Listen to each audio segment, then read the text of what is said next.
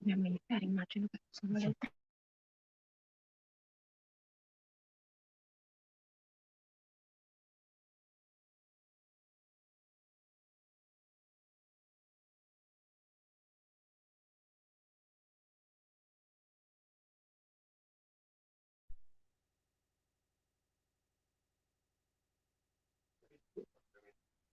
quando volete. Bene, quindi a tutte e saluti, buongiorno a tutte e a tutti, benvenute e benvenuti a questo incontro organizzato dal gruppo musicale del Patto dell'Autonomia. Io sono Massimo Lettuccio, consigliere personale del Patto. Avviso che siamo anche in collegamento streaming sulla pagina del Patto dell'Autonomia, quindi c'è qualcuno che ci segue anche da casa. Limiti imposti dalla pandemia hanno portato la partita di questa sala, quindi adesso stiamo organizzando il collegamento della sala a fianco perché stanno arrivando altre persone. Ultimamente pare che gli incontri nel fatto abbiano dopo successo e non riusciamo mai a avere sale. Meglio così piuttosto che non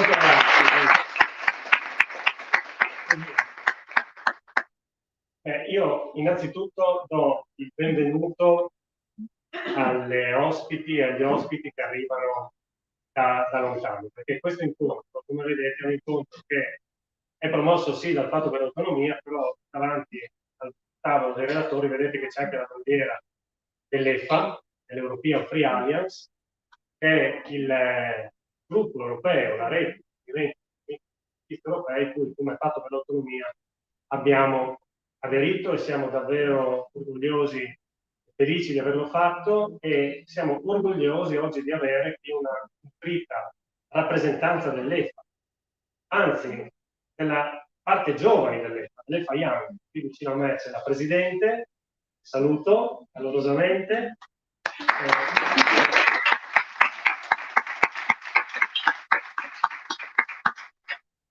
Valentina Cervera Clavel, che è doppiamente autonomista perché è nata in Catalogna e vive in Scozia, quindi doppia patente, insomma, di forme di autogoverno. Però assieme a lei ci sono altri 7 rappresentanti oggi qui dell'EFA Giovani, praticamente l'intero consiglio direttivo dell'EFA Giovani, che si è riunito ieri a Venezia per un appuntamento, e oggi ci hanno fatto il grande regalo di raggiungerci qui a Udine, e poi staremo assieme tutta la giornata, andremo anche sul cambiamento, e quindi sarà per noi una giornata di festa. E poi lascerò la parola per salutarvi meglio uno ad uno a Gabriele Violino, che è uno dei rappresentanti della sezione giovani del Patto, perché accanto all'ingresso del Patto per l'Autonomia dentro l'EFA c'è stata proprio nelle scorse settimane, più o meno un mese fa, Gabriele era a Bruxelles per l'ingresso definitivo anche del Patto Giovani dentro la sezione giovani dell'EFA. Per noi appunto è davvero questo un motivo d'orgoglio, ma è un passo qualificante per tutto il Patto per l'Autonomia. Noi pochi mesi fa, alla fine di agosto, abbiamo organizzato a Venzone un appuntamento molto importante, molto organizzato assieme all'EFA Giovani, sui temi dell'Europa, dell'ambiente, delle autonomie, 3 giorni di incontri, di approfondimenti, molto partecipati. Alcuni dei giovani che erano presenti sono anche qui oggi e vi saluto, vi ringrazio anche oggi per la presenza, però ecco, questi incontri per noi sono fondamentali. Abbiamo cercato di organizzare appunto anche l'incontro di oggi, nonostante tutte le restrizioni determinate dalla situazione pandemica, perché crediamo sia importante proseguire su questo lavoro di rete in una prospettiva fortemente europea, perché noi crediamo che il tema delle autonomie e delle forme di autogoverno locali dei territori non possano che essere portate avanti dentro l'Unione Europea. Diversamente sono chiusure dei muri, e di muri e confini in questa terra ne abbiamo già visto nei secoli scorsi. Io sarò molto breve, dico solo che assieme appunto a Valentina, a Gabriele, ci saranno oggi con noi anche Silvia Stefanelli, che ringrazio davvero di cuore per la presenza e per il lavoro prezioso che sta facendo sul nostro territorio. Lei è un'esperta sul tema dei cambiamenti climatici, oggi ci relazionerà rispetto a quello che è successo alla COP26 di Glasgow, tema che per noi è centrale. Le questioni appunto dell'Europa, dell'ambiente e delle autonomie sono fortemente interconnesse, quindi ci tenevamo a mettere vicino questa dimensione dei giovani dell'Europa assieme alla dimensione dell'ambiente, che a nostro avviso è centrale. Poi ci sarà anche con noi Emilio Gottardo, un altro amico del Patto per l'Autonomia, che fa parte anche di Legambiente, Friuli Venezia Giulia, con una grossa esperienza anche nel settore ambientale e forestale, ha lavorato molti anni al servizio forestale della regione Friuli Venezia Giulia, e oggi anche lui porterà un contributo rispetto proprio a questo tema delle prospettive anche di azione rispetto al contrasto, alla mitigazione delle conseguenze dei cambiamenti climatici. Per noi, come dicevo, questo tema è centrale. Ci tenevamo a portarlo dentro il dibattito. Siamo, tra l'altro, nei giorni immediatamente successivi appunto alla COP26, ma alla vigilia di un momento importante per la nostra regione, che è quella anche della redazione del bilancio della regione autonoma Friuli Venezia Giulia. Nei prossimi giorni saremo proprio in discussione della legge di stabilità regionale. Per la prima volta, dopo diversi anni, ci saranno cospicue risorse penali a disposizione anche delle autonomie locali. Noi crediamo che questa occasione non possa essere sprecata e sia indispensabile utilizzare i soldi che arrivano dal Next Generation EU, dal Piano Nazionale di Ripresa e Resilienza, per davvero costruire un altro modello di sviluppo. Non possiamo pensare che una pennellata di verde o qualche politica di greenwashing sia sufficiente per provare a invertire una rotta che ci preoccupa molto. Quindi crediamo che appuntamenti come questo, in particolare chi rappresenta il futuro delle nostre comunità e dei nostri territori, sia indispensabile. Mi fermo qua, passo la parola a Gabriele, gli chiedo anche se almeno una parte del suo saluto può farla in lingua friulana, perché così, visto che ci sono tante diversità rappresentate nel nostro territorio, facciamo ascoltare anche un po' di una delle 3 lingue minoritarie, Friuli Venezia Giulia, anche come segno di pace ai nostri ospiti.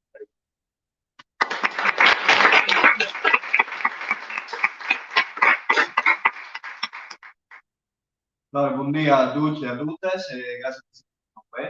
È un piacere che vi non dal Patto dell'Autonomia e non dal Patto. Innanzitutto vorrei ringraziare la presenza dell'European Alliance che con noi a trabalhare di autonomie, di Europa, di territori e di Unione Europea. In particolare, io voglio presentare i giovani che fanno parte dal Bureau dell'European che Stefano Caulel, che viene dalla Scozia, presidente dal Bureau dall'EFA e che di sempre è interessato alla politica e giovanili. Io di fronte a me abbiamo Luc Sirvent, che viene dai Paesi Valencians, indipendentista per filosofia di vita e vicepresidente dell'European Alliance. Da di Luc viene Lear Williams, che viene dal Galles, è segretario dell'European Alliance Youth. E al poco contanus diciamo che in Galles stiamo sviluppando un discorso di ammodernare la lingua, far diventare la lingua gallese un discorso che allora abbiamo vinto, stiamo veramente sviluppando in maniera corretta e dopo viene Andrea Benzon dal Veneto, che al fa parte di Sanca Veneta, quindi la parte indipendentista dal Veneto, e da ogni di lui viene Meis, quindi che viene dalla rappresentanza danese in Germania, una frutta dal 2001, quindi 20 anni, e nonostante essere candidate al Bundestag alle ultime elezioni, quindi veramente il complimento a Bande Nestre. Poi viene Adrian Fuentes, Basque e segretari al lavoro all'EFA e a collaborare con l'EFA e lavora all'EFA.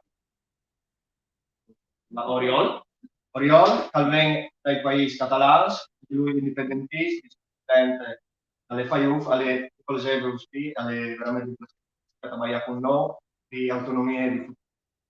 Allora, il titolo di questa convegno è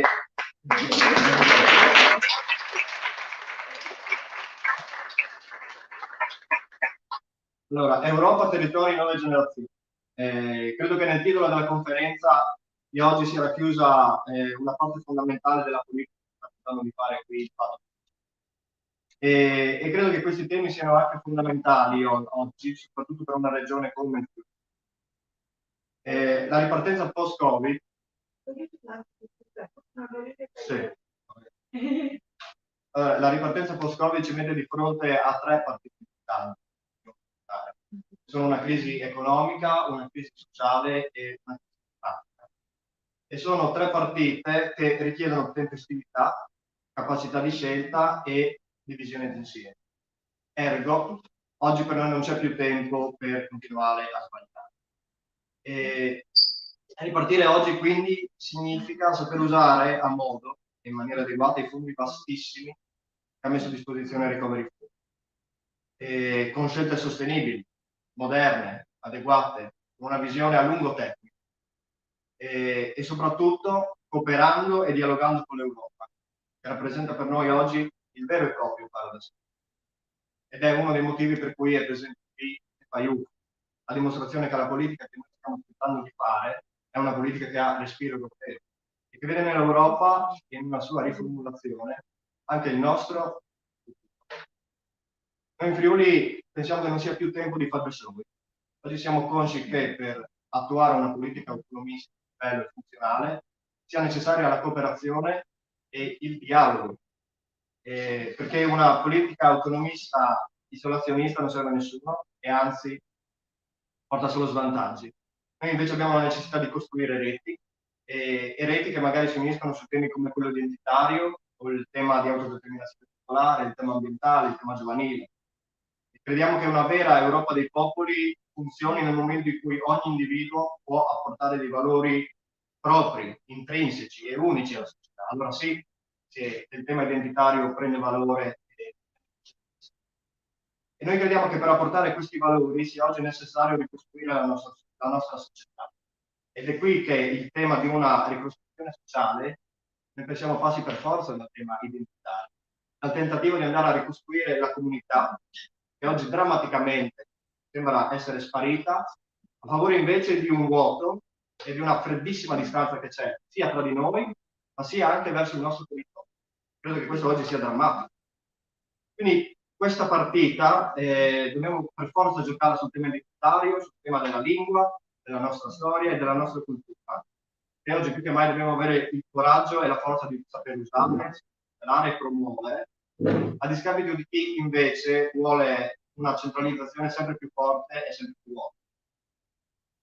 Sono convinto quindi che nel momento in cui noi andiamo a lavorare con le comunità, ricostruendo quel tessuto sociale dal basso, ricostruendo un'autocoscienza popolare, allora si possa veramente affrontare il tema ambientale con tutta un'altra causa, perché in tal caso l'ambiente e il territorio diventano una parte fondante della comunità e come tale viene rispettato, viene tutelato, viene difeso. E così magari anche in Friuli Venezia Giulia un giorno potremo vantarci di avere un consiglio regionale che davanti alla proposta di tutelare il tagliamento non patrimonio storico, culturale, identitario come il nostro, ha la forza politica di dire sì e non di nascondersi dietro a false risposte. Chiudo dicendo che questa penso sia la prima volta in cui io partecipo a una convention politica e vedo che le persone presenti sono la maggioranza di under 30. E credo, con rispetto di tutti gli altri, e credo che questo sia il segnale più forte ed importante oggi. Oggi stiamo dando una forte dimostrazione che l'Europa è qui, non è al di là di confine o non è a Bruxelles. Oggi l'Europa è qui con noi, l'Europa parla friulano, non me ne vogliono i testi. E lo fa più di quanto lo abbia mai fatto Roma negli ultimi 15 anni. Quindi questo sia il segnale più forte e importante che abbiamo creato. E soprattutto l'Europa parla friulano coinvolgendo le nuove generazioni, coinvolgendo cioè coloro che un giorno avranno sulle spalle le scelte che prenderemo oggi e che un giorno formeranno quella classe di politica che dovrà affrontare e portare avanti. Quindi io credo che la partita sarà difficile, non sarà facile, ma se queste sono le basi di partenza, se questo è lo spirito, sarà interessante. Quindi auguro una buona conferenza perché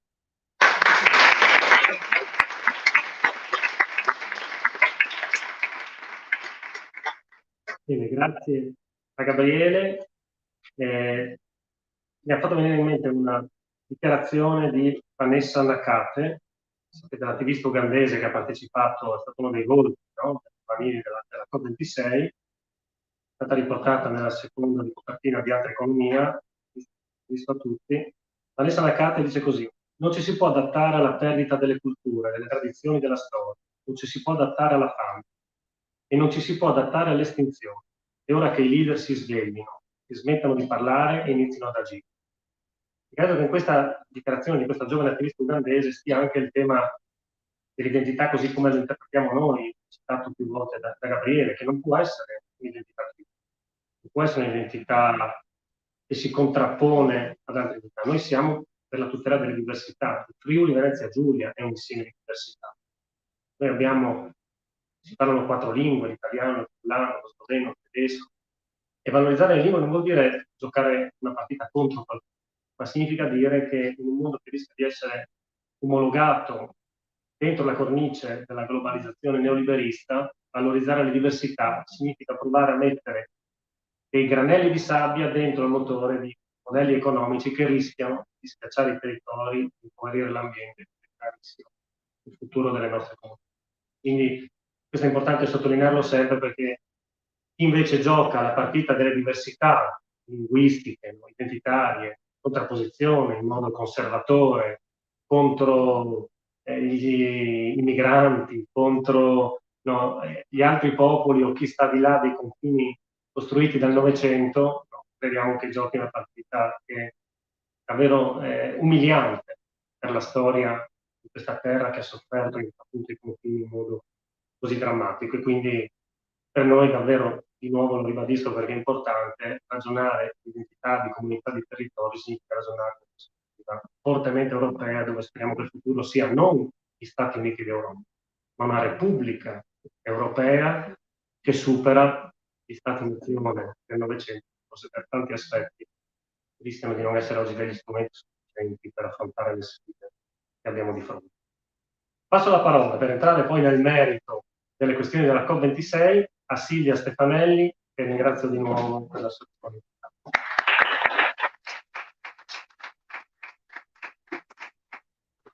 Buongiorno a tutti e a tutte.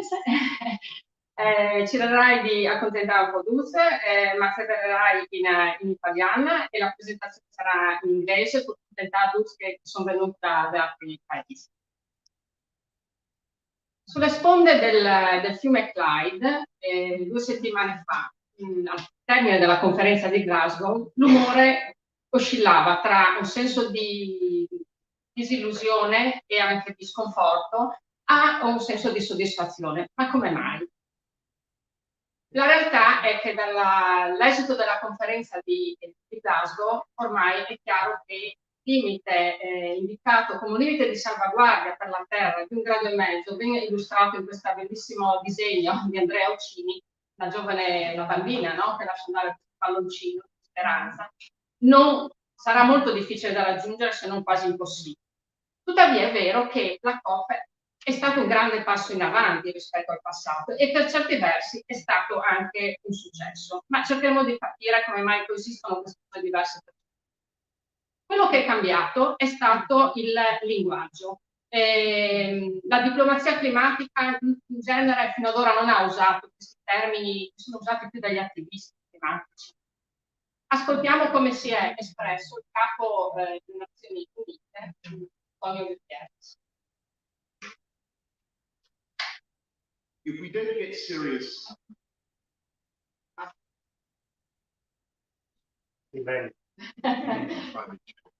it's time to say enough.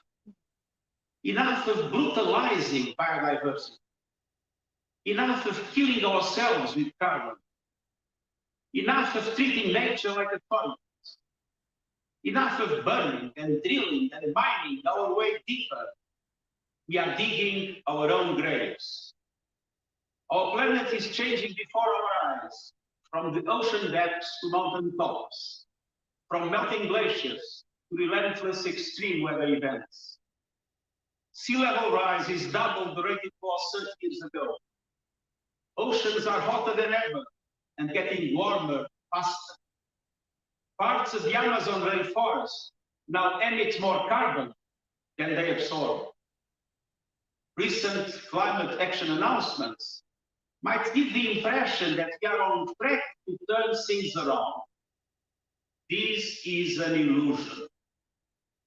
Questa è proprio un'illusione, ce lo dice il capo della diplomazia climatica, ma io vorrei anche farvi ascoltare questo breve discorso, ma che a me ha molto toccato. Questo è Simon Coffey, il ministro degli esteri di una piccola isola del Pacifico, isole e diciamo, diplomazia che fino a pochi anni fa erano veramente marginali nelle conferenze. Guardate che cosa... In Tuvalu, we are living the reality of the world. As you stand watching me today at the top of the city, we cannot wait to speak to you, but the sea is rising around us. Public mobility must come to the forefront. We must take bold, alternative action today to secure tomorrow. After Tuvalu.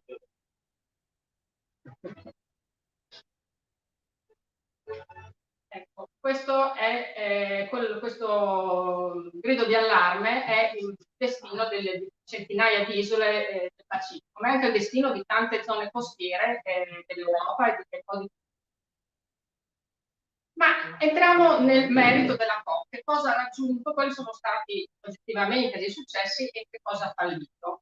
Allora, è stata la COP del multilateralismo. Questo è senz'altro un merito che dobbiamo riconoscere. Ci sono state circa 50 coalizioni a cui hanno aderito molti paesi, ricordo quelle più importanti, a cui hanno aderito diciamo, un buon numero dei 190 paesi che hanno partecipato. Un impegno a ridurre l'uso del carbone inquinante, un impegno a ridurre nei prossimi 8 anni l'utilizzo del metano, una dichiarazione ampiamente sottoscritta da 140 paesi sulla riduzione, prevenzione e azzeramento della deforestazione, un impegno, questo è un po' più controverso, non è stato molto sottoscritto, a ridurre entro il 2035 l'uso dei motori termici, no? Ambientati a combustibili fossili. Quindi questi sono 4 impegni importanti che contribuiranno a ridurre le emissioni. Nello stesso tempo sono stati predisposti decreti attuativi, chiamiamoli così, cioè quelli che permettono poi di mettere in atto questi impegni. Le regole sulla trasparenza sono molto importanti perché con cui pensate ci sono 190 paesi che devono preparare degli inventari, lo devono fare in un modo armonizzato. Quindi queste regole sono state condivise e sono state condivise le regole del mercato mondiale dei crediti di carbonio che fino a pochi anni fa veniva osteggiato da vari paesi, da Brasile, eccetera.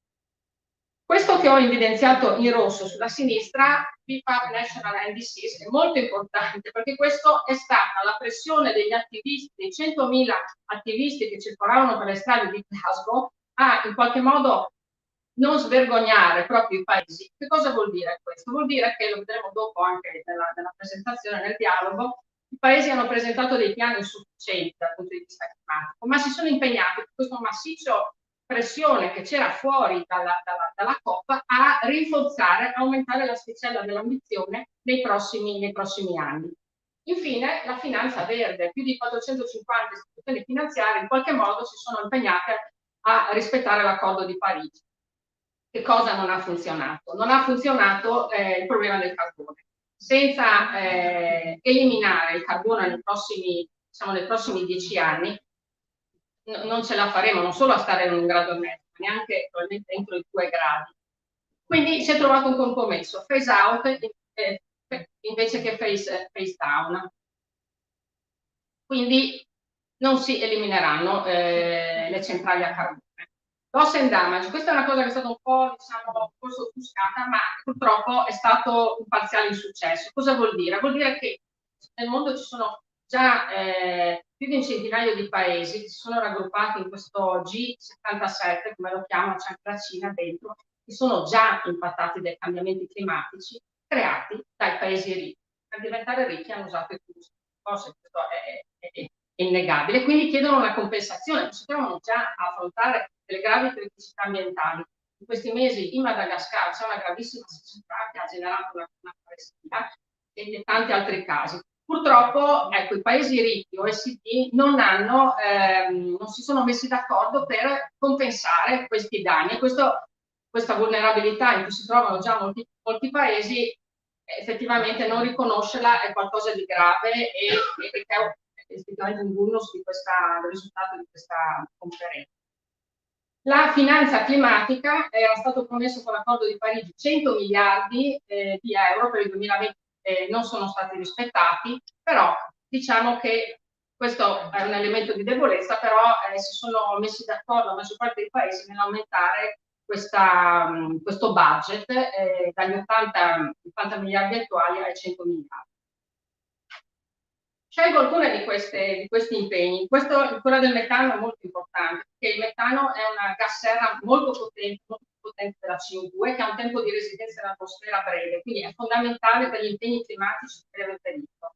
Il metano viene prodotto principalmente da zootecnia e da coltivazione di riso, la causa principale, ricordiamolo, non le centrali a carbone, secondariamente dalle discariche e poi dai combustibili fossili.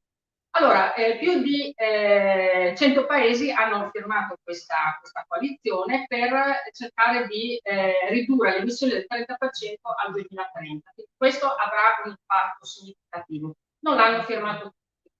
Cina e India non l'hanno firmato. Allora, la Cina sta facendo la sua diplomazia, un paese così potente che ha detto noi faremo una nostra iniziativa sul metano. Ormai alla Cina non si può più dire cosa fare, in particolare quando gli Stati Uniti sono stati per 5 anni fuori dall'accordo di Parigi. L'India vedremo, anche perché non ha firmato, però forse bisogna anche cercare di capire, perché certi paesi non possono impegnarsi in un modo così ambizioso. L'altro impegno è molto importante, quello sulla natura. La COP di Glasgow è stata veramente una COP che punta alla protezione della natura e delle foreste.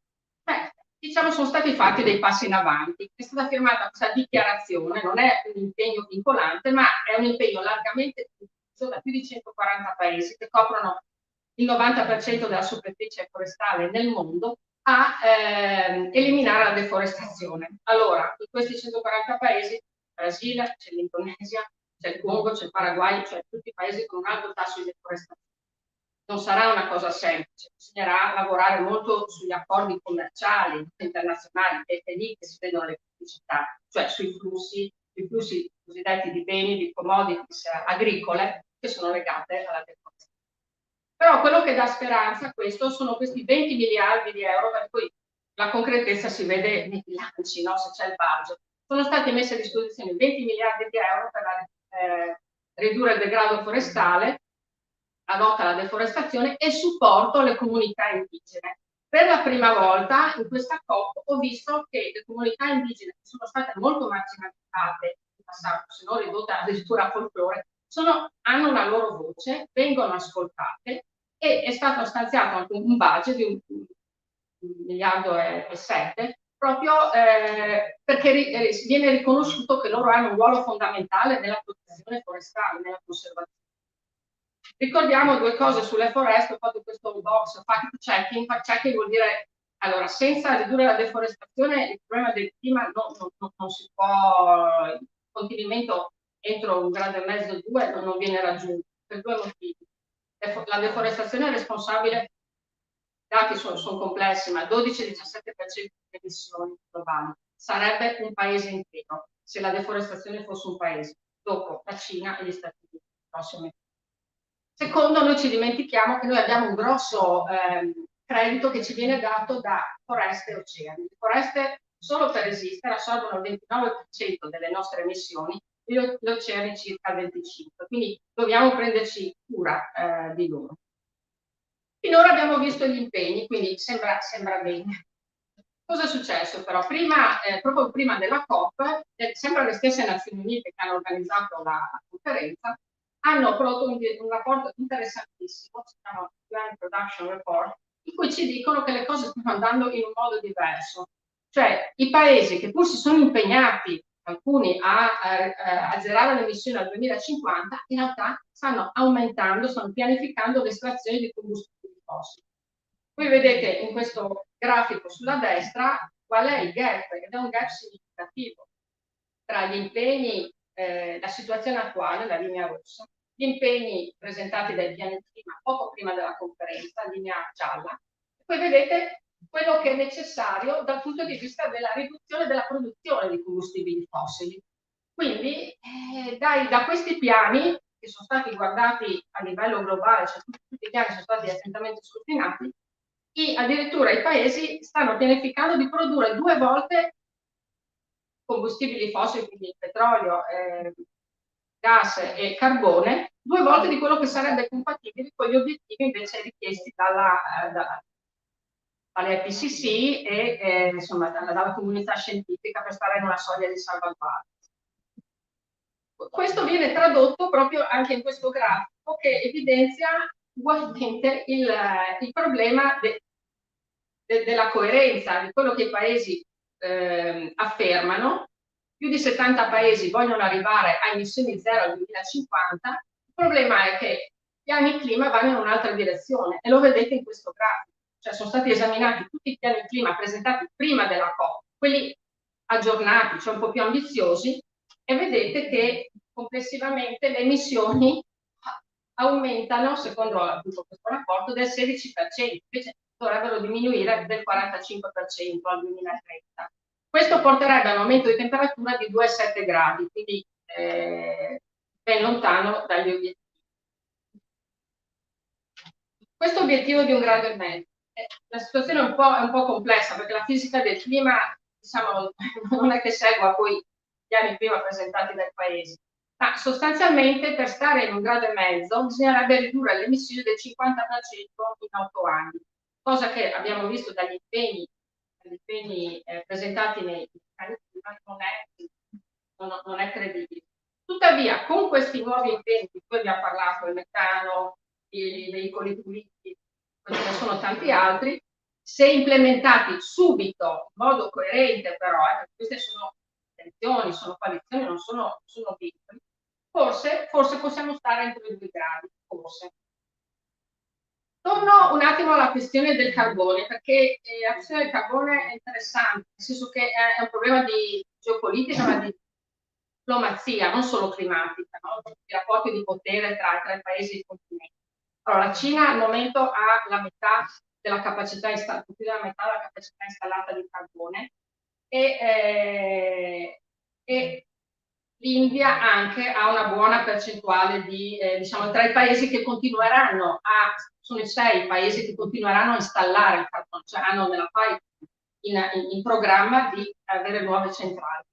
Sono 6, Cina, India, Turchia, Indonesia, Vietnam e Bangladesh. Perché dico questo? Perché bisogna un po' stare attenti, secondo me, a dittare come dire, paesi, quelli che ostacolano in qualche modo i progressi nell'affrontare la crisi climatica. Perché? Perché voi vedete nel grafico a sinistra che chi è stato responsabile dal punto di vista storico delle emissioni sono gli Stati Uniti, l'Europa e anche il Regno Unito, almeno fino agli anni 90-2000.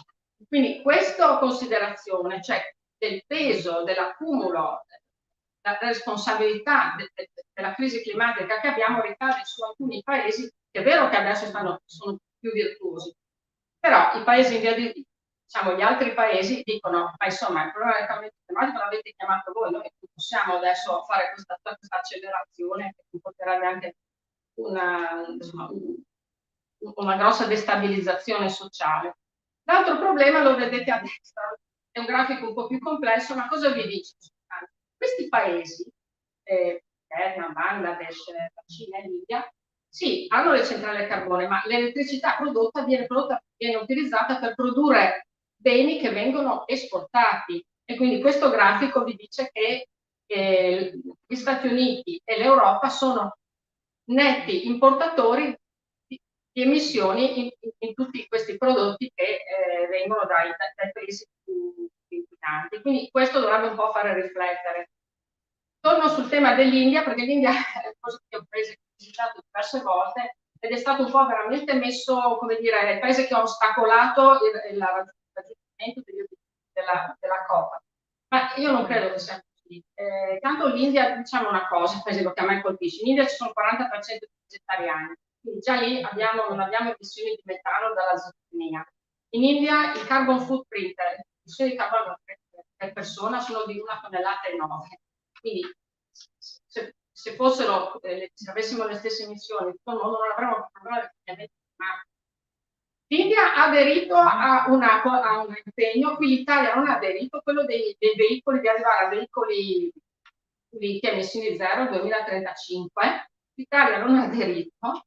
Allora in India, non so se qualcuno di voi è stato in India ci sono dei veicoli veramente tremendamente inquinanti. Allora ha aderito a un impegno che è molto difficile per un paese in fase di esplosione economica. Quindi non mi sentirei, ecco, di dire l'India è un paese che ha ostacolato questa risoluzione sulla eliminazione del carbone. Per concludere arriviamo a casa nostra, l'Italia. Allora l'Italia, come tutti i paesi europei, fa parte dell'obiettivo clima europeo, che è un obiettivo ambizioso, perché ridurre del 55% le emissioni al 2030 è tanta roba e comporterà una trasformazione radicale. Quindi noi comunque dovremo mettere in atto delle politiche di mitigazione proprio draconiane nei prossimi anni. Però nello stesso tempo l'Italia è un paese che si tiene un po' in una zona di periferia, diciamo di ambiguità. Non ha firmato questa coalizione per raggiungere l'obiettivo di obiettivi di veicoli puliti al 2035, nonostante l'Italia ha il più alto numero di auto pro capite in Europa.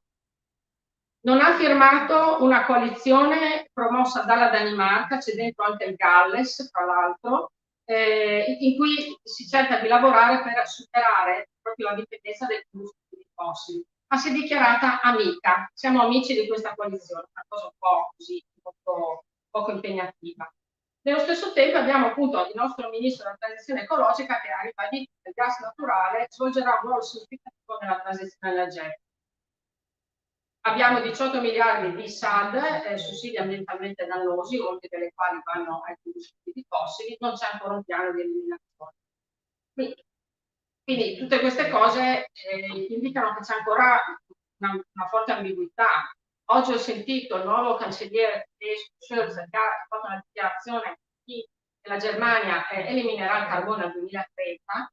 Allora in genere quando la Germania guida un po' le politiche energetiche europee, come anche quelle sulle fonti rinnovabili, può essere che questa affermazione è forte e che sarà molto difficile da attuare in un paese come la Germania, che ha già detto no nucleare, 8 anni per eliminare il carbone, e questo poi avrà un'influenza anche sull'Italia.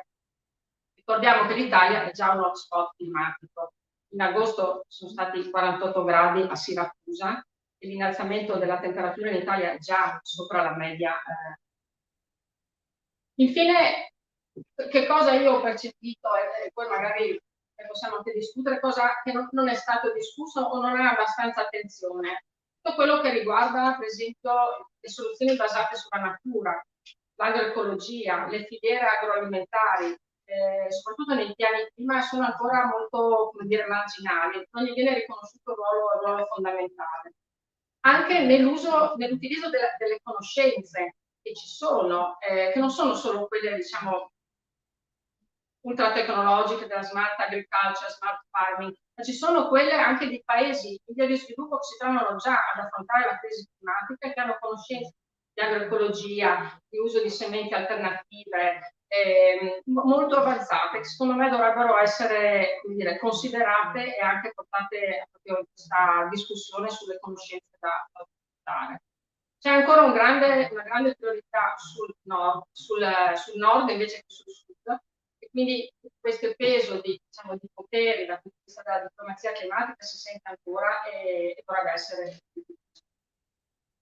Infine, le COP da sole non bastano, ci vuole l'impegno civile di tutta la società, dei ragazzi, degli adulti, non è solo un problema di generazione futura, è un problema adesso, ora, dell'attualità. E quindi è molto importante che si mantenga l'attenzione, la pressione, la conoscenza per alzare l'asticella delle ambizioni e affrontare la crisi climatica senza arrivare a un crash del pianeta.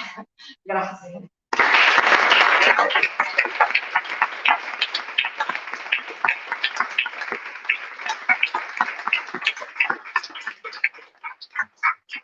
C'è Grazie. spazio per le domande?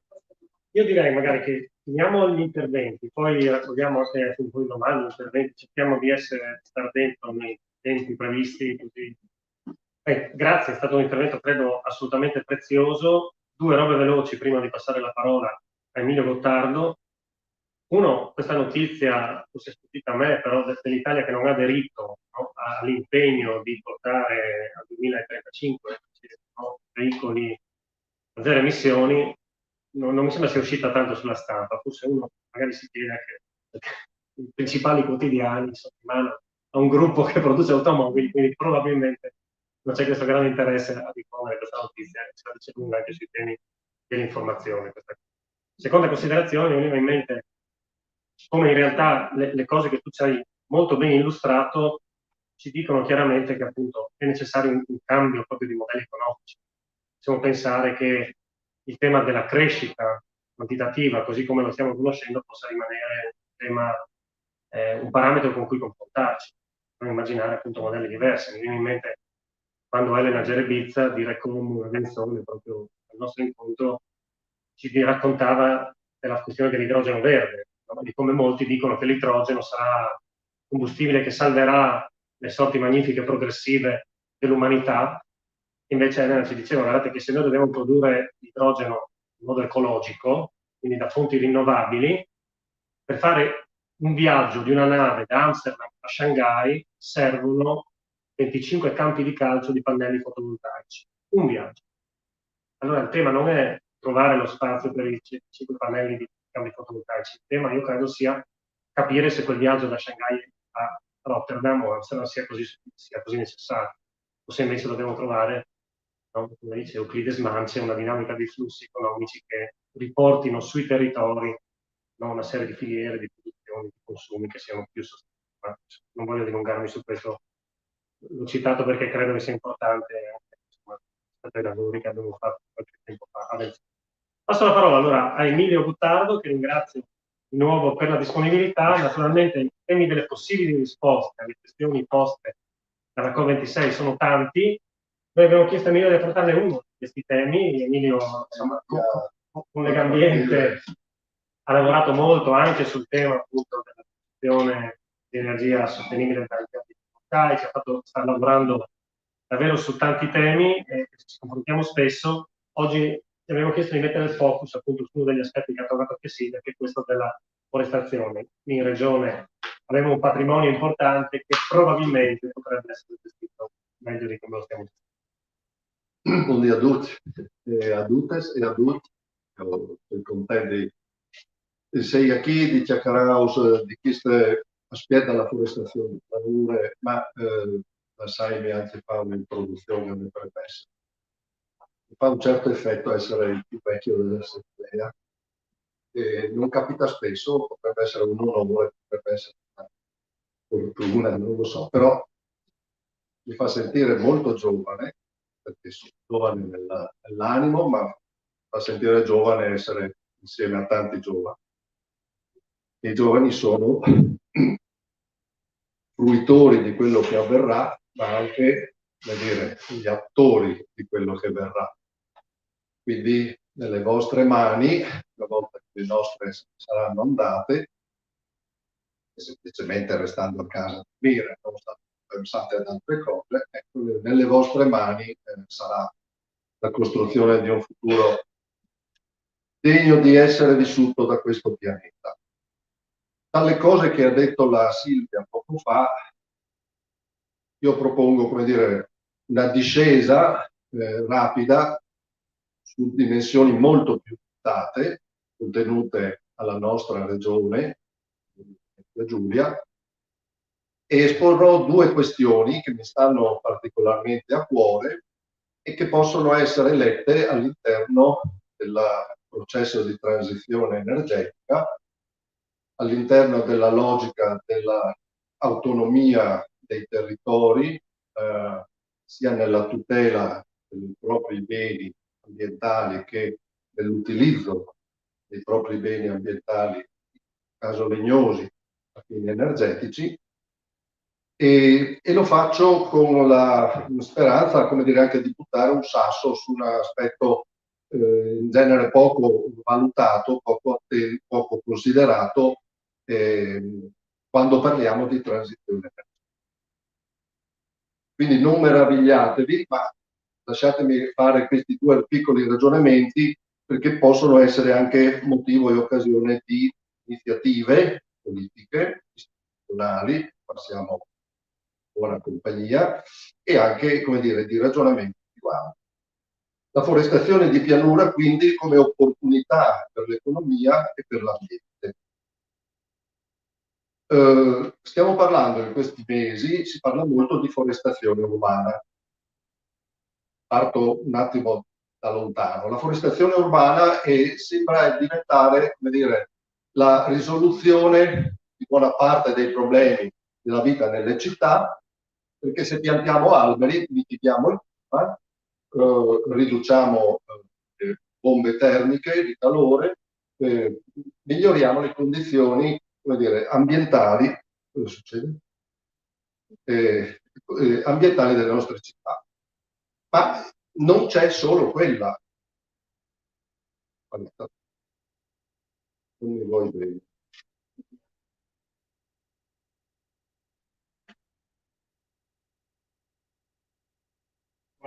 Non c'è solo quella.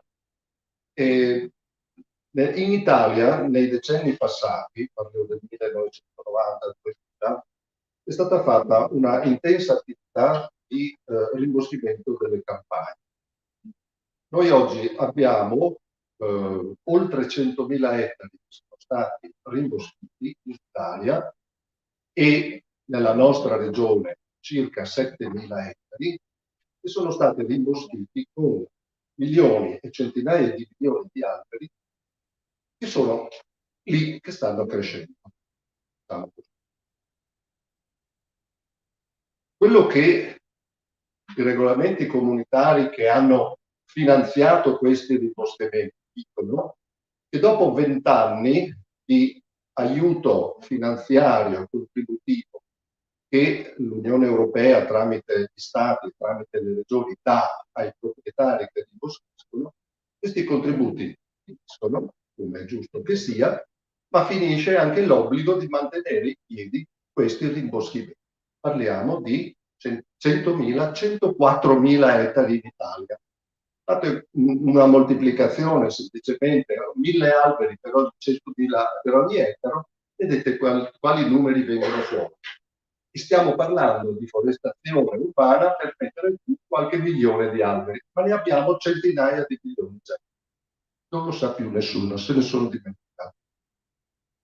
Punto che, passati 20 anni, molti stanno tagliando questi boschi. Che tu che hai un pezzo di terra rimboschito, non ti dà niente più nessuno, e hai degli alberi che sono a metà strada della loro vita, ok? Dici, io non ce la faccio, taglio. E cosa porto a casa? Roba che non ha un grande valore tecnologico. Quindi il problema che dobbiamo porci è, in una logica anche del ragionamento che facciamo energetico, noi dobbiamo fare in modo che questi pianti, queste migliaia di ettari, quelli che vedete nelle foto, no? Possano restare in piedi perché così possono svolgere tutte le loro funzioni, okay? Tali, sistemiche, tecnologiche, paesaggistiche, no?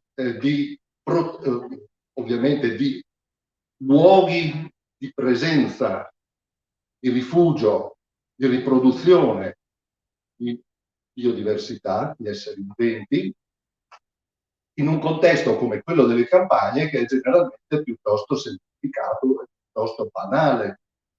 Quindi grossi valori puntuali, distribuiti, con numeri significativi in termini di ettari che vanno sicuramente tutelati. Perché passati 20 anni succede questo, no? Si porta via tutto, si ammucchia, si macina, si cippa e poi le cose vanno, come dire, finiscono. Perché è bene tagliare un bosco, perché questo poi può ricrescere, ma se lo espiantiamo tirando via le ceppaie e mettendoci di nuovo il mais, voi capite che abbiamo perso 20 anni per fare una cosa buona e poi va a finire nel modo peggiore possibile. Io vado a braccio perché questa è una materia che conosco molto bene, avevo scritto tutto, mi ripromettevo di leggere, ma credo sia meglio andare a braccio. Ovviamente tagliare queste cose vuol dire emettere CO2 perché le macchine non viaggiano gratis, no? E quindi, come dire, oltre il danno anche la beffa in qualche modo. Ecco, insomma. Questa è una foto, sì, veniva nella nostra... io non voglio dire male di niente, di nessuno, faccio solo delle considerazioni, ovviamente, perché ognuno fa il suo mestiere. Quindi la forestazione di pianura è un'opportunità per l'economia e per l'ambiente, perché stiamo parlando di veri e propri scrigni di biodiversità in ambienti, ripeto e sottolineo, e per chi come in questa regione, per chi come in questa regione sa che sono venuti riordini negli anni 90, 10.000 ettari circa più o meno, campagne rese biliardi, no? Dove tutto il tessuto, la tessitura storica del paesaggio rurale è stato eliminato per portare l'acqua sottoterra per fare il mais, ecco, e oggi, bene o male, in queste campagne, no, si sono ricostituite queste presenze e sono, non so, la rana di Latast è stata accertata, no, come presenza, e altre, ovviamente, animali, altre specie. L'altro giorno ho visto una lepre dentro il bosco, perché poverina, in mezzo a una landa desolata di terra nuda, tolto il mais, non può vivere un animale di steppa, sta dentro un bosco finché può. E di cosa parliamo? Ecco, allora parliamo di 5 milioni,7 di alberi piantati nella nostra regione. Parliamo di 160 milioni di alberi piantati in Italia,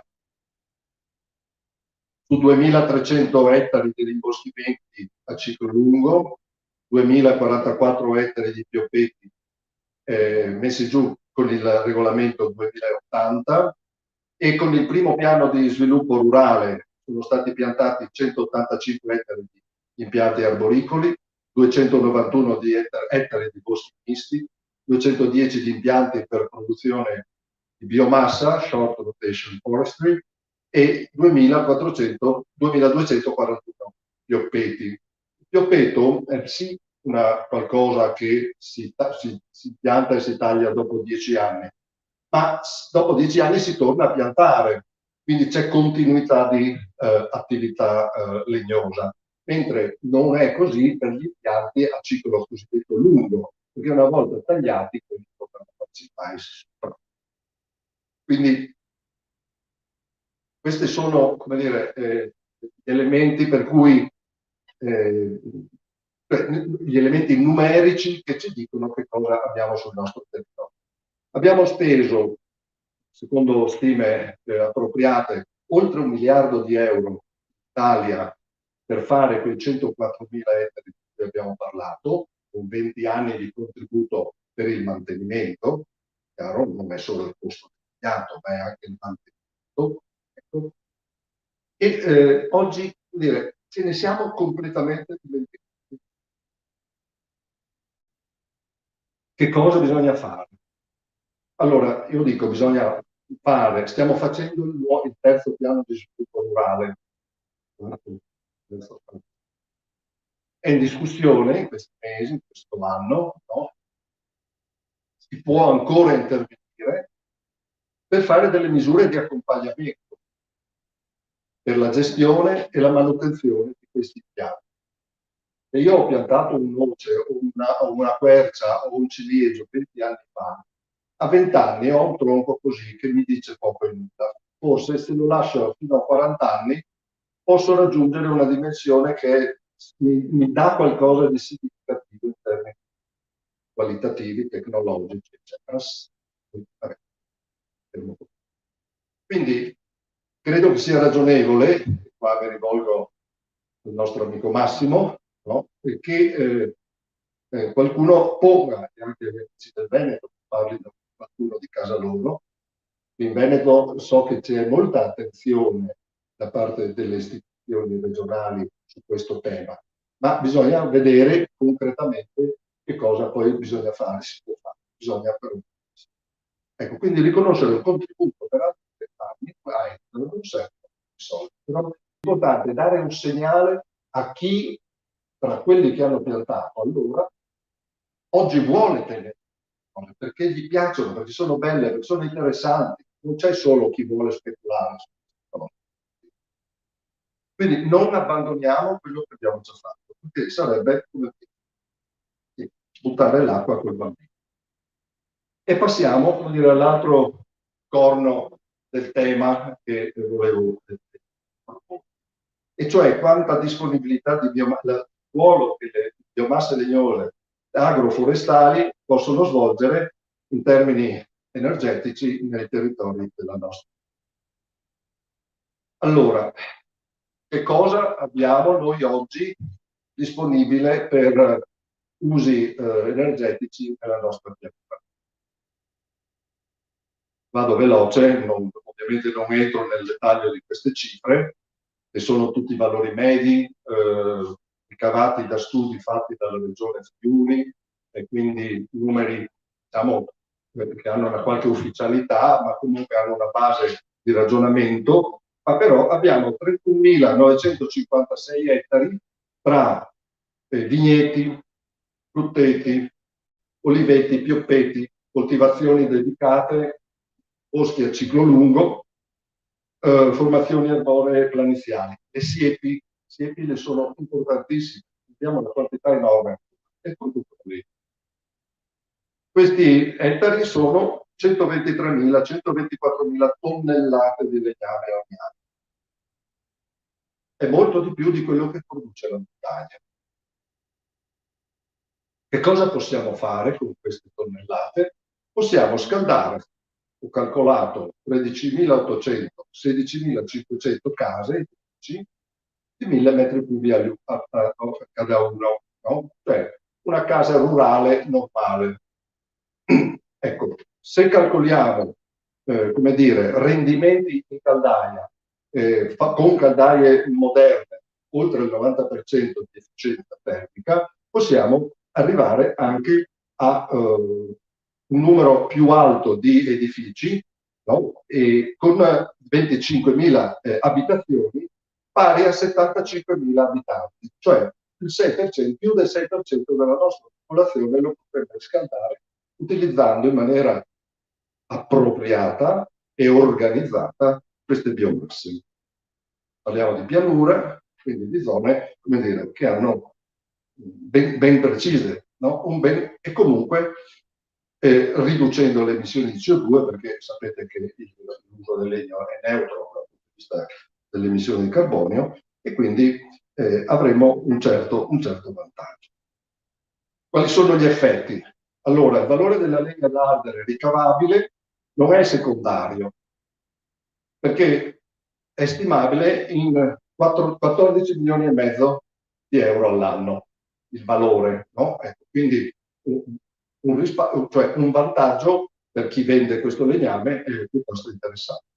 Il valore della CO2 evitata, se consideriamo 20 anni fa il carbonio valeva al mercati mondiali ufficiali 3 euro a tonnellata, adesso a maggio di quest'anno era 50 euro a tonnellata. Quindi parliamo di un valore, annuo di 6.193.000 euro. Questo è un valore ecosistemico che va considerato, va valutato e che può entrare anche in un gioco di compravendita commerciale. Concludo. L'impiego energetico del legno di pianura è utile per valorizzare la valorizzazione del terreno agroforestale e la sua gestione sostenibile, per sviluppo di filiere territoriali dell'energia.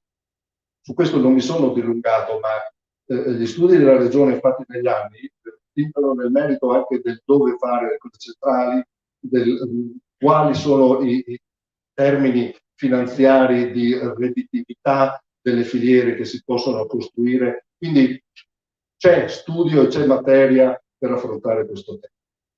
Quindi sviluppo di filiere territoriali, torniamo al tema che avevamo appena detto, no? E lavoro per le imprese locali, promuovere l'autonomia energetica con fonti rinnovabili, produrre benefici economici per la comunità, non devo più importare gas, non devo più importare petrolio, consumo, no? Attivare occupazione. Gli austriaci su queste cose sono perché sanno fare i conti e sanno valorizzare le loro risorse. Attivare occupazione, fare innovazione, ricerca, formazione soprattutto di nuove professionalità, ridurre il consumo di combustibili fossili e quindi di ridurre anche l'inquinamento. Grazie.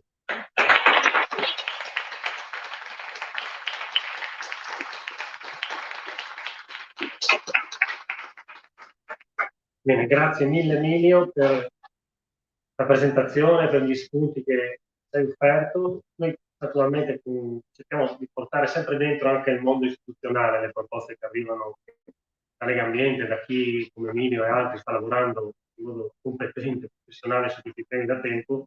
Ad esempio, una delle proposte che stiamo facendo da un paio d'anni e che forse, dico forse, il settore competente porterà dentro la prossima legge di stabilità è proprio quello della ripiantumazione lungo le strade degli riordini fondiari, no? Stati riordini dove ai tempi dell'ambiente aveva dato il premio ASSO, no?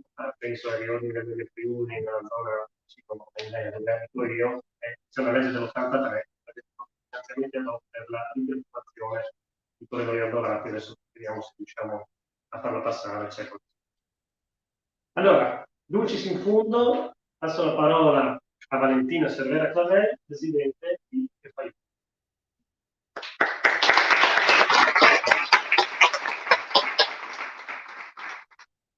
Grazie mille a tutti. Buon dia a tutti e a tutti. I think I think you all, it's been really, really interesting. I'm sorry I cannot speak with Italian or Frisian. I wish I could. So for the next time, I'll make sure to learn a little bit. We've talked a lot about COP26, and I live in Glasgow, so it happened in my city. I had to first-hand experience COP26. But for me, I think it's essential that we change the conversation around climate change. COP26 was a clear failure. Why? Because the people who actually cared about climate change were the ones protesting in the streets of Glasgow and fighting for a real solution, while the people inside the venue only cared about how to make this green stuff economical profit. I'm tired of companies and governments putting the blame on the citizens, on us. It doesn't matter if you take plastic straws away, if you take plastic bags, if every one of us had a carbon footprint of 0, the world will still won't fix anything. As long as we have companies like Coca-Cola, like Nestle, like BP, contaminating and polluting all our planet, we are doomed. And don't get me wrong, like all of us have a responsibility to our planet. We have to look and be conscious of our actions and our choices. But I am tired, as I said, of them putting the blame on us. For example, in Barcelona, where I'm originally from, the mayor Ada Colau decided 3 years ago that cars older than from 2006 couldn't come into the city. In paper, you know, because they pollute more than normal cars. In paper, this is a good decision. In reality, the only people affected by this were the working class people who could not afford to change the cars like if they were socks. The rich people, no problem, I buy a new electric car or I get the train.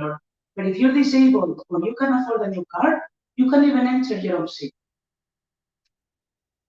So basically, in reality, we have these policies that are made not by us, they are made forced for us.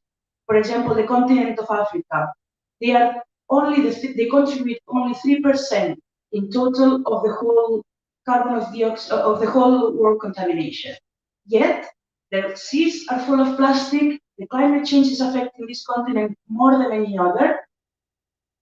How is that possible? They don't contaminate it. We're treating it like the toilet of the world. We go to the continent to throw our rubbish. We do, Massimo was mentioning before, a trip to Amsterdam to Shanghai. You needed 25 solar panels to make the travel. You said it is not necessary. It's not necessary to have that trip where we can, what the only thing is doing is saving us money because the cheap labor is in China. If we start making decisions like with COVID showed us that developing the powers to local governments, to local autonomy governments, has helped and has improved the decisions we're making because the power is closer to the people.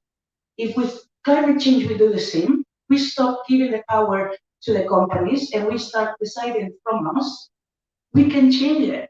In COP26, the bigger sponsors were a tobacco company and a petrol company. How is it possible that when we're talking about climate change, these people are getting richer? It's all greenwashing. They do not really care. They are only here to make money. Vegan food is more expensive. Why? It doesn't have meat, it's just plant, should be super cheap. Electric cars, trains, why is train cheaper than flying? Why is train more expensive than flying? We're on a climate emergency. If we truly believe we have to change stuff, we have to act now. Let's make these products, these necessities, like electric cars, like train, affordable. Because if not, people are not going to get engaged. If you make these things inaccessible, people have to choose. Unfortunately, capitalism has made climate change also a business. And it shouldn't be like that. We have to focus on making green choices, but also we have to be able to choose those green choices. If I want to fly, I had to come to Venice from Scotland. I wish I could have taken a train. I couldn't. Impossible. Even if I wanted to, it was probably like 500 euros. A flight was 20 euros. Even if I wanted, even if I really believed in climate change, I can't afford 500 euros instead of 20. That is the issue. It's the decisions that are being paid above are not being made by people who experience climate change in their everyday lives or who make the conscious decision.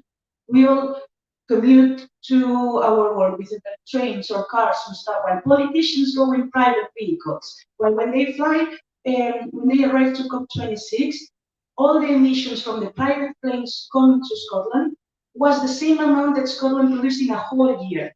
So we're here to talk about climate change, and Boris Johnson is coming in a private plane from London. A little bit, of nonsense. So as young people that we are going to inherit this world, we need to start protesting, not only for climate change, but accessible climate change. So this is not made to us, it's made by us and for us. I'll finish here because I know it's been a really interesting journey, but it can be quite tiring. But we have to be really committed because, as we said, there's no planet B. And if we don't make these things accessible, if we don't make these decisions at the heart of the people, politics are constantly being made for us.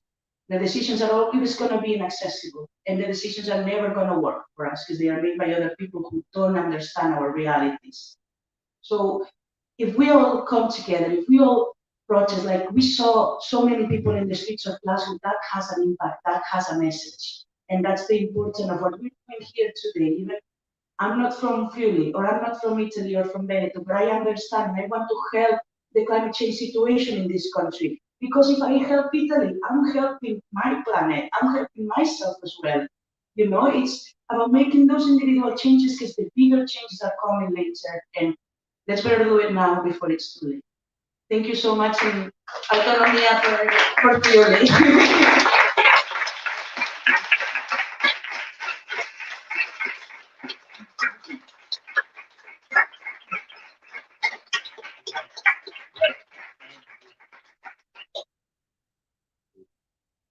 È difficile parlare dopo di lei. Brava, complimenti, grazie. Credo che le parole e l'intensità con cui Valentina è intervenuta sono davvero importanti, e ancora una volta l'EFA ci ha regalato, peraltro quando noi invitiamo l'EFA arrivano sempre delle donne, facciamo. Quando sono venuti a Venzone, Lorena, presidente dell'EFA, Marta Rosicche alla Catalogna, Henderson alla Scozia, quindi sempre rappresentanze femminili, e questo è anche un segno dell'importanza dei processi di cambiamento che la loro generazione ha molto ben chiari rispetto a noi, a sentire queste parole, questi interventi. In friulano come espressione traducibile si dice si slarga il cuore, allarga il cuore, perché è proprio bello importante. Io credo che abbiamo un po' di tempo, non tantissimo, sono un quarto d'ora per interventi, domande che potete fare voi. A me ha colpito in particolare insomma, anche il passaggio su come i temi ambientali siano legati ai sociali. No? Il fatto che in questa pandemia, in questo momento, anche con le politiche ambientali, c'è il rischio che chi sia arricchito diventi sempre più ricco e chi si è impoverito in questi diversi anni sempre più povero, anche alla luce di alcuni tipi di politiche ambientali fatti dalle grandi corporation, dagli stati che stanno tenendo. Però mi fermo qua, c'era un sacco di robe da dire, ma lascio la parola a voi, a chi vuole intervenire, a fare delle domande, a Valentina, a Emilio, a Silvia, come volete.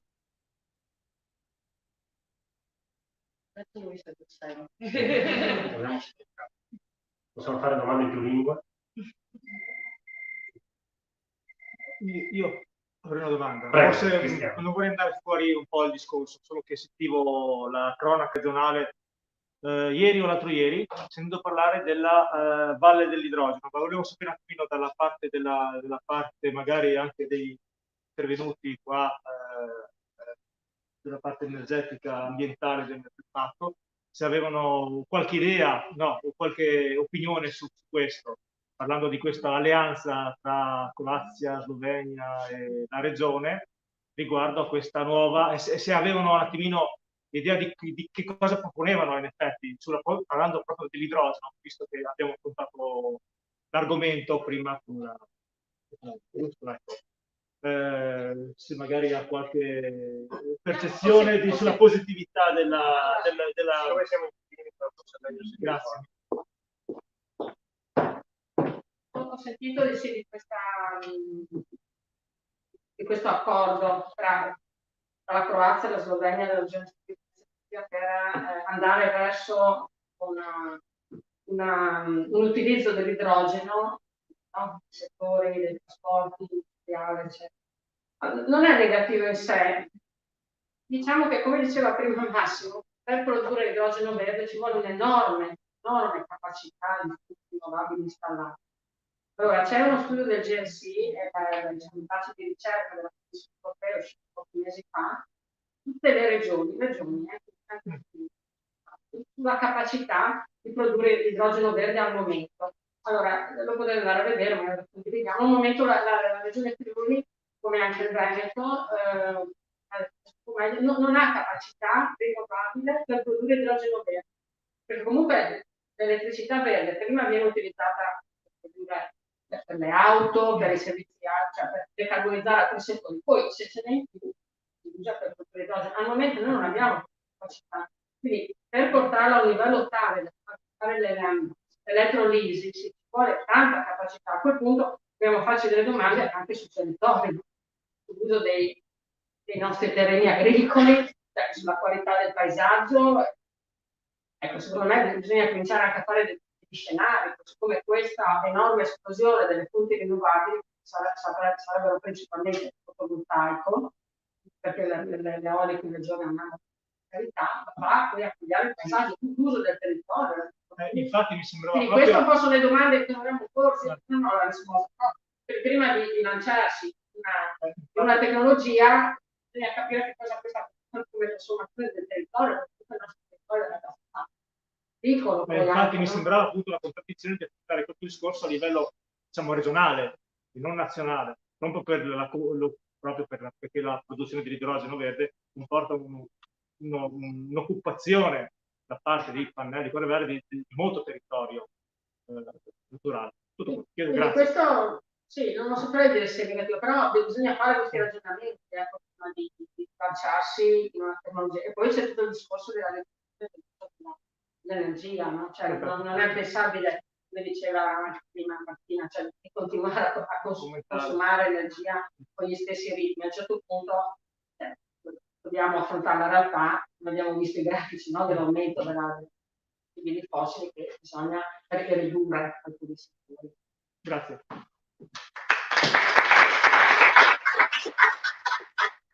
Sono altre domande, interventi? Prego.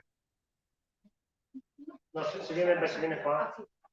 Ma posso anche parlare da qui se mi sente? Si sente. Prego. In questi ultimi 10 anni ho avuto modo, torno da viaggi all'estero in aereo, sorvolare le Alpi e con aereo affacciarmi alla pianura friulana e osservarla dall'alto, 4-5 km di altezza. E la visione è sempre stata molto sconfortante per il livello di degrado della pianura friulana. La cementificazione, l'asfaltatura e la parcellizzazione. Il capannone industriale è l'elemento fondante del paesaggio friulano, ma non solo, italiano in genere.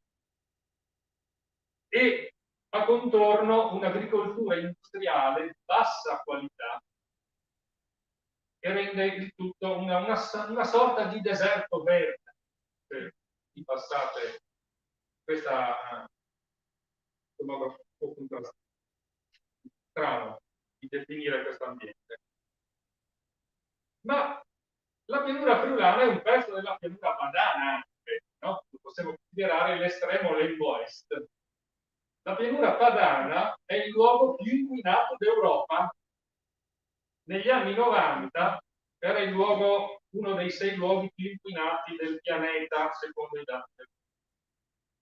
Allora, come recuperare? È bello fare vedere delle foto, è bello discutere di riforestazione, ma è un progetto ambizioso ed estremamente complesso. In Italia, nel mio paese, lo considero rivoluzionario. Ma guardando ancora, allargando l'angolo della mia visione, rialzandolo inizialmente, penso ai rapporti, all'ultimo rapporto della Comunità Europea, che dovrebbe essere uscito da molto, sul bacino del Mediterraneo e l'Europa in genere. No, quindi il cambiamento climatico nel bacino del Mediterraneo e nell'Europa. Il bacino del Mediterraneo, e l'Italia ne fa parte, quindi anche la avrà un qualcosa di molto particolare. Il cambiamento climatico sarà molto più forte, con effetti molto più visibili, con una forza maggiore. La previsione dice che nei prossimi 80 anni Cipro sarà un deserto e l'India della steppa arriverà più o meno ad Ancona, a metà del Ora, quando si fanno l'India della steppa, quando si parla di cambiamento climatico di progetto, viene tenuto conto di questo probabile futuro, che poi viene dato con una versione light, una versione un po' più forte e una versione estrema. Questo rapporto della Comunità Europea, nella sua versione leggera, a me già incuteva una certa paura. Allora, quando si affrontano questi argomenti, gli alberi, la forestazione, si tiene conto di quel che sarà, anche perché non so se vi siete accorti che la regione Friuli Venezia Giulia in questi ultimi 6 mesi è in stato di siccità, millimetri di pioggia caduti sul territorio regionale. Grazie.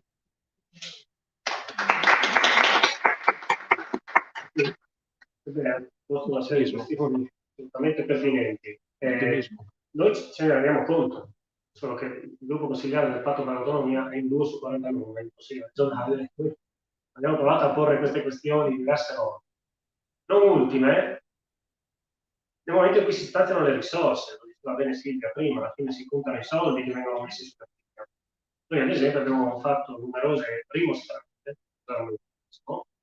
in Consiglio regionale quando questa giunta ha deciso di stanziare, adesso si arrivi a 70 milioni per il turismo montano. Gran parte di questi investimenti andranno a finire sui poli sciistici. Uno di questi poli sciistici è quello ad esempio di Sella Nevea. Chi conosce Sella Nevea sa che la pista parte da 1295, versante sud. Ora, non ci sono solo i report dell'Unione Europea. Noi abbiamo un'agenzia regionale all'ambiente, l'ARPA, che ha fatto all'inizio di questa legislatura un report di 800 pagine. Queste 800 pagine, siccome i consiglieri regionali sono tutti, hanno voglia e tempo di leggere 800 pagine, hanno fatto anche una sintesi di 40 pagine, accessibili a tutti, li potete scaricare sul sito dell'ARPA.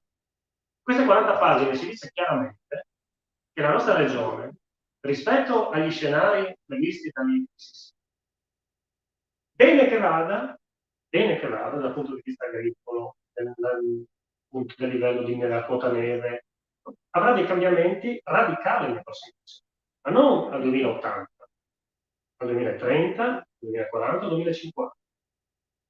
Qui l'altro giorno è stato detto chiaramente un convegno, ieri era presente anche il professore Scocimarro, sul caso non si pieterà più vino, non può essere un'arancia.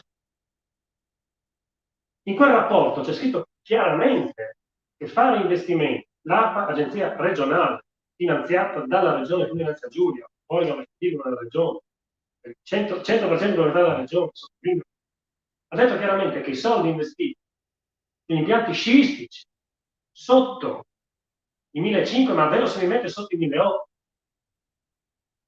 sono soldi buttati. Noi ci mettiamo oggi 70 milioni di euro. Allora, queste sono le cose che vivono nel al cielo. E io credo che invece quei soldi dovrebbero essere spesi sì nelle aree interne, ma per un altro tipo di turismo.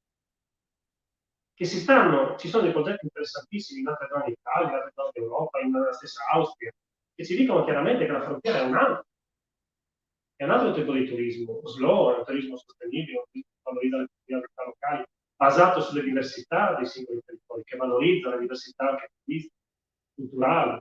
Questo è un turismo che ha futuro. Se noi invece pensiamo di trasferire Lignano Sabbiadoro a Rascletto, probabilmente qualche errore di valutazione lo faccio. Però, ripeto, sembra che questa maggioranza, insomma, da questo punto di vista non abbia delle idee molto chiare rispetto a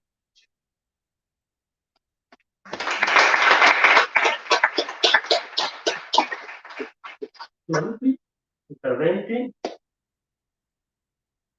Però, prego.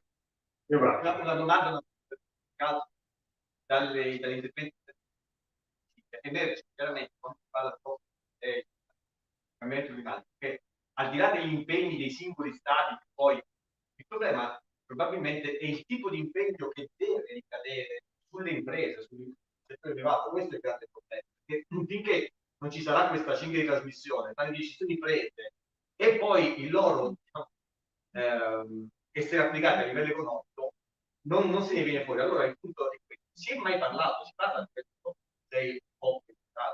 appunto della cogenza di queste regole direttamente, cioè del coinvolgimento del Stato nelle applicazioni di queste regole, perché altrimenti cioè, se possiamo girarci intorno non ne veniamo fuori nei tempi necessari.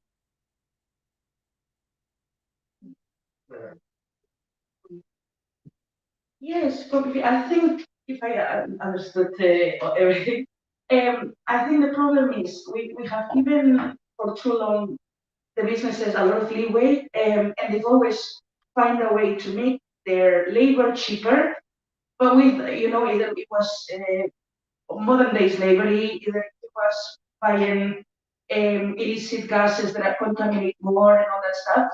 And the problem is because the companies talk with governments with higher levels, and usually, they are not friends, or they know each other, or there's always an interest for both parts to get an agreement.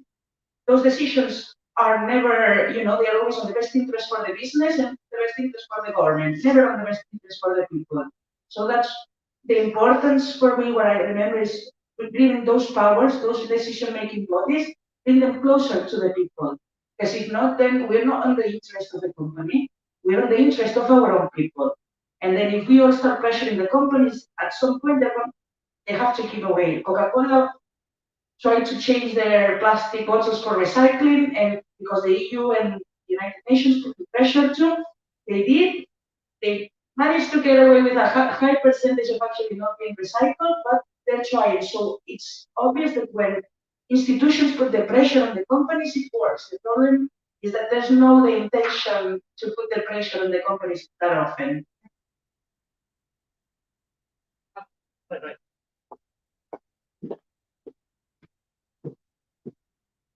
C'è il problema del prezzo, no? Cioè il prezzo di un bene, di un servizio dovrebbe già essere a un livello tale da incorporare queste esternalità, e questo soprattutto sul cibo, sui bicchieri agroalimentari. Questa è una cosa che purtroppo non è, cioè, quindi la finanza dovrebbe uscire dal settore agroalimentare per poter avere, diciamo, una produzione sostenibile. A livello nazionale ci sono degli accordi tra pubblico e privato. Per esempio, sulla deforestazione c'è una partnership che si chiama Amsterdam Declaration. L'Italia ha aderito, come sempre fa l'Italia, aderisce perché vuole essere al tavolo, però sta un po' in periferia, cioè, vediamo cosa fanno gli altri, si alzano l'asticella, magari anche noi facciamo qualcosa. Con questa partnership in cui ci sono i principali paesi europei che importano prodotti legati alla deforestazione, c'è anche l'Italia che importa pelle, importa soia, cacao, tutti sono legati alla deforestazione. I paesi a livello nazionale si sono messi insieme per fare degli accordi con i principali importatori, retailer di questi prodotti e in qualche modo favorirli, supportarli se adottano per esempio delle politiche di screening sulla deforestazione. Quindi questo è stato fatto. Sono un po' accordi soft, però su questo secondo me la pressione dall'esterno dei cittadini, a me non piace consumatori, il consumatore, chiamiamoli cittadini responsabili, ecco, siamo più attivi, no? Consumatore passivo. La pressione fa la differenza, perché la Francia, la Germania, l'Olanda, dove c'è una forte pressione civile, ricordiamo che l'Olanda è il paese dove è stata inventata la prima causa al mondo di un gruppo di attivisti, ma prima di uno studio legale contro il governo per inazione climatica, l'hanno vinta, questo nel 2015. Quindi la pressione della società civile sul governo perché attivi queste politiche, diciamo, di accordi, sono accordi volontari, ma alla fine hanno tutto l'interesse, le grosse compagnie a dire perché poi hanno delle facilitazioni fiscali e comunque sono meno anche prese d'attacco poi no, dall'ONG eccetera, quindi ci sono. Questo per esempio dei veicoli a emissioni zero è una di queste, però non tutti i paesi hanno aderito perché l'Italia ha detto questo sarebbe un impegno troppo pesante per l'industria automobilistica italiana in un momento di radicale trasformazione dal motore a combustione a quello elettrico, no? che comporterà un bello sconquasso dal punto di vista lavorativo, no? Perché alcune fabbriche spiace, dovranno chiuderlo. Quindi ci sono queste azioni, però vanno un po' rafforzate, anche con la pressione secondo me della società civile, perché spesso pochi lo sanno, questa della Amsterdam Declaration Partnership, credo che pochissimi la conoscano. L'Italia ha aderito, io sono stato uno di questi tavoli, però poi l'unica filiera su cui agisce è un pochino l'olio di palma, sul caffè, sul cacao, sulla pelle, sulla carne, sulla soia, non c'è nessuna attivazione col settore privato, con gli importatori italiani, che sono tanti.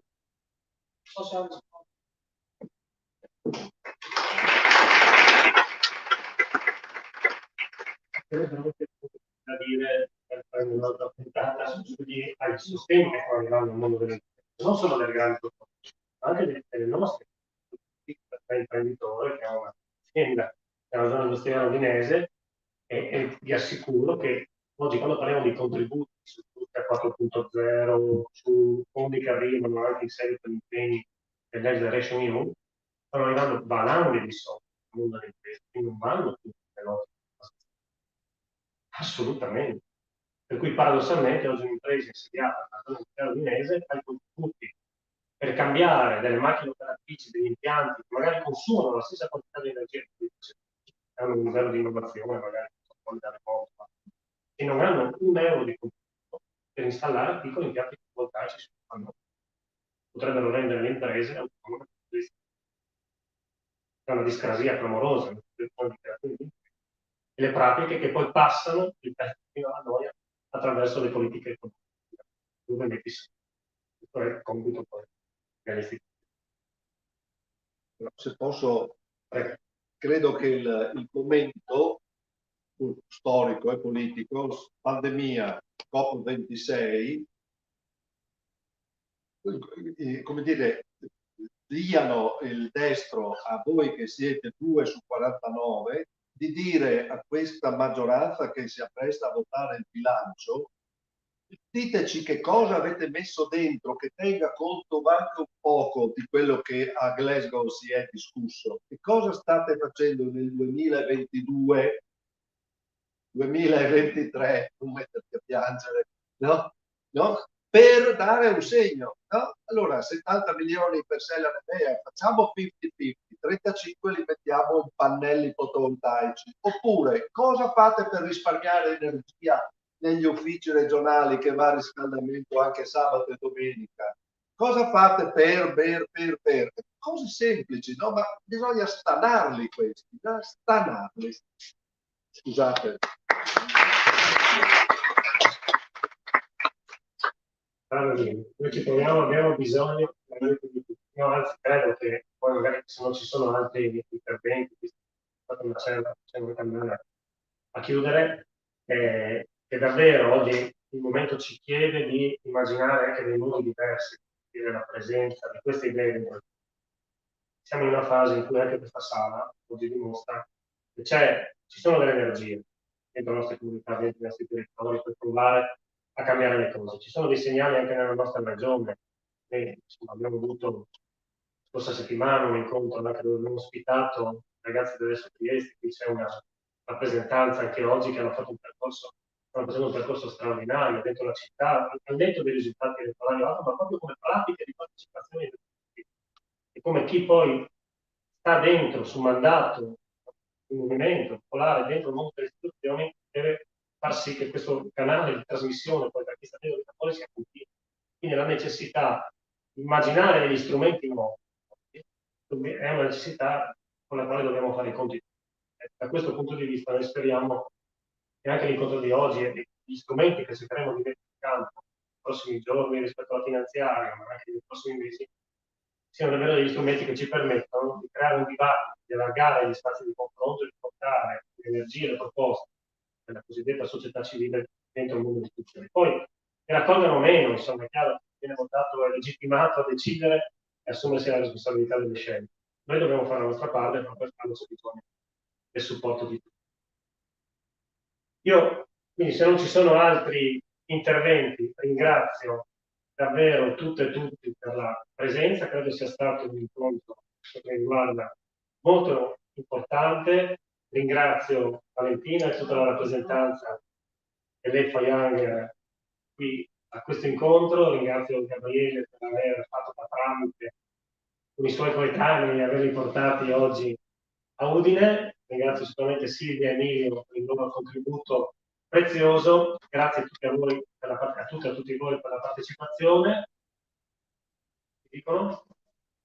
Ah sì, giustamente. Allora, abbiamo portato appunto dal Consiglio regionale un libro che portiamo in omaggio a tutti, adesso lo consegniamo a Valentina, ma in realtà c'è una copia per tutti, che parla, il titolo è Boschi senza confini, ed è, insomma, parla della nostra terra, di uno degli aspetti più interessanti che oggi ha toccato anche Emilio, mi sembra sia anche bilingue, no? Inglese e italiano, e quindi insomma, ci fa piacere darglielo come omaggio per ringraziarli anche della loro presenza.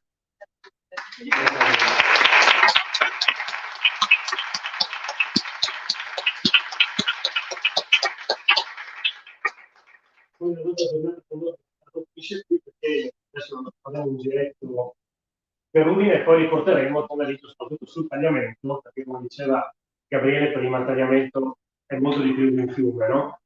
Come dite a Barcellona per la storia di calcio, más che un club, noi diciamo más che un fiume perché rappresenta qualcosa di più e quindi andremo assieme a vedere questo straordinario patrimonio.